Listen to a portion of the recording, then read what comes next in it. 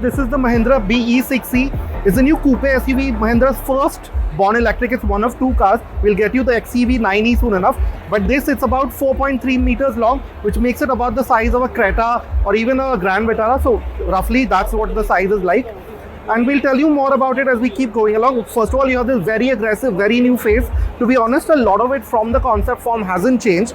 For example, you get these deep set LED lights. Now they have something called a booster technology, which gives you something over a high beam, which in our first drive we'll explain further. You have this very sharp DRL line to it, and there's a lot of sharp sculpting. As you can see, it's very sharply sculpted. Even this paint, it might look white, but it has a nice finish to it.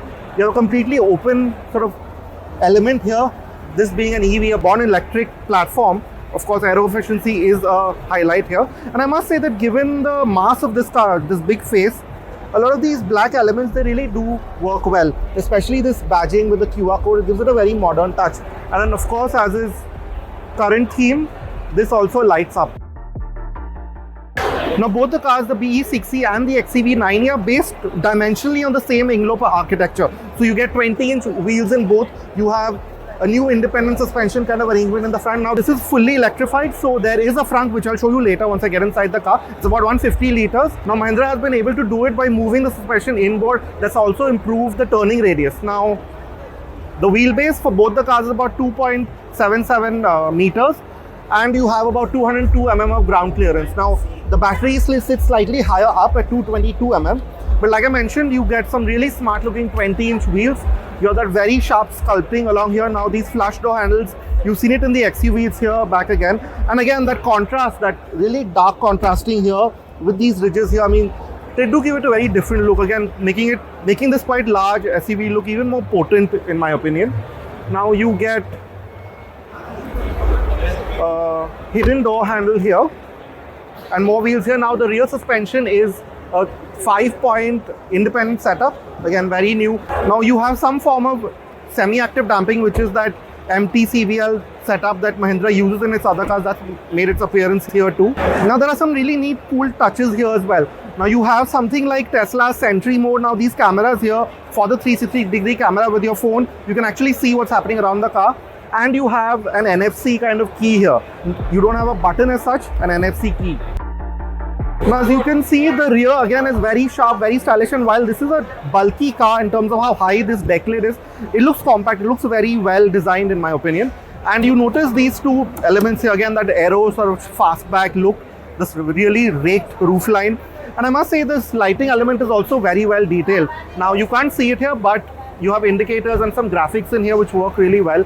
This sculpting again sort of merges very well with it. You have that single rear light here, and again this diffuser element, which I must say looks really cool in a what is a mainstream car. Now you get a powered tailgate, of course the new Mahindra branding. I'll just show that to you again.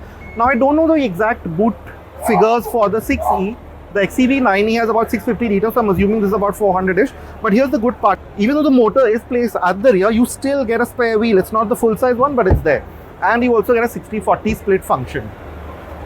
Now here's a neat touch, just so that you know that the car's boot is open and you have those indicators here, which is neat. Now I promised you I'll show you the Frunk. It's a bit difficult to access, to be honest. Yeah, but it's about 150 liters. Now as you can see, this is what the rear is like. There's some really smart touches. I must say that you have this pull type door handle from a race car theme. Now Mahindra is going with the whole racy aircraft type vibe, that very typical aggressive vibe. And that's how the door shuts. It shuts with a nice thud. Yeah, the window is not very large in my opinion, and you do feel like you're in a cozy spot with the dark trim. But I must say the quality is really quite surprising, especially at first glance. We'll need more time with it, but this has a nice texture to it. It's not hard. There's soft materials here and some really hefty window switches.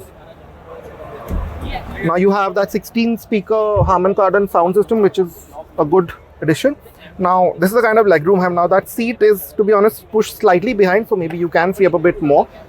But yeah, if you are a tall person sitting behind a tall person, yeah, this is about the kind of headroom you have. It's not great, but It's at par, I would say, with any 4.3 meter, large 4.3 meter car. Yes, headroom will be an issue though. I'm at 5'6", I have only this much left. So with this big sunroof, headroom, yes, will be an issue with the coupe roofline. Now, speaking of the sunroof, you have this pattern here. Now, Mahindra says you can change it with different colors. It's not a full opening sunroof, it's a panoramic setup. But yeah, again, it's something new, something different. Now, this screen is slightly different. I think it's an accessory. You can't expect it as standard equipment, but again, it's there. Now, coming back to the seats, they are quite good. I mean, considering this is based on an EV specific architecture, you do notice that the floor is flat, but under thigh support, yes, could have been better, but it's also not very bad. Yes, I do find that I'm sitting slightly knees up, not very much, but given the contouring of the seat, it's not very uncomfortable. It's actually decently comfortable. Now, the same with the back rest. It's got this really nice contouring to it. It's very different from what we've expected or seen from Mahindra. It's very sporty, somewhat European, I must say. And you have this center armrest. Now again, this fabric upholstery is different. It's not the usual leatherette, and I really quite like it. And another neat touch going with that whole smart aircraft theme is these vents. Now, it doesn't look like it, but this is actually the vent, which is really quite neat. And you have a small arrangement here and the lights here. Now you know that this is a completely different take on a Mahindra. When you look at the key, it's completely different from what you've seen from Mahindra, and very different and very unique. It also feels quite nice to hold. It's got that textured, almost organic carbon-like finish, just like what you have here, which is really quite nice. And then just look at this interior. I mean, again, it's very different from what you've expected or seen in a Mahindra before. It's very modern. It again has that cockpit kind of feel to it, that fighter jet, that sporty, that aggressive theme that Mahindra is going with the rest of this car. That's all here. So yeah, we'll start with the steering. There's a lot to unpack here, of course. And yeah, you have this full yoke, if you will, this squircle steering wheel, again with the lit up center logo. And the steering itself, it has variable ratios.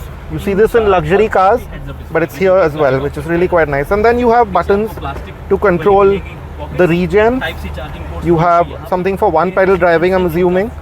And you have what looks like a boost mode. You have this very different gear selector, again going with that thruster and aircraft theme, if you will, that power switch. And again, it has a nice feel to it. And then of course you have these screens. Now I have to get into these screens. Now they're a completely new take on screen. Now they're two 10.5-inch screens, but they now run a Snapdragon processor, and as you can see, it's really quite slick and smooth. This is the kind of stuff that you have here. You have, of course, 360-degree cameras. I must say that the camera looks at first glance fairly bright and easy to use, and just generally the kind of responses are nice. You have ambient lighting that you can choose. Like I said, it works with the drive modes. You have something to do with performance. We'll get into that later. And you have drive assist functions. You have a lot of connected features, which I must get into. You have video apps, audio apps, connectivity apps. You even have Instagram inside, which is something very different I haven't seen in a car before. Some games. And yeah, this works with that 16-speaker Harman Kardon audio system. Now, among other features, you do get ventilated seats. You get powered adjustment and memory function for both the seats. Now, again, I must get into the materials that are on offer. You have the textured finish here. You have soft materials here. Even here, the bit that you see here is soft. That seamless finish that you have in many modern cars, that's been replicated here. There are two wireless chargers here, deep inside here. Again, only one cup holder. I don't understand why, but given that this is an EV architecture, there's a big space down below you. And you have a small cubby here. And you do get two Type-C charge ports. You can't really see it. But there are also some touch functions. For example, the start button is touch. But what you have here is something very different. These are again these toggle switches here. Now this is for the camera. This is for the self-parking. This is for the opening the boot. And yeah, again the lighting here. Now I must say even the roof lining feels quite good to touch.